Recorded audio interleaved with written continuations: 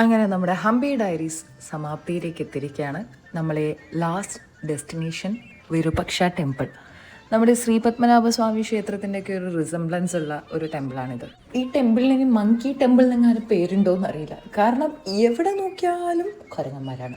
മിക്ക യാത്രകളിൽ പോയാലും ഈ കുരങ്ങന്മാരൊക്കെ നമ്മുടെ കയ്യിലെ സാധനങ്ങൾ തട്ടിപ്പറിച്ചുകൊണ്ടോ, നമ്മുടെ കയ്യിലെ ഫുഡാണെങ്കിലോ ഫോണാണെങ്കിലോ.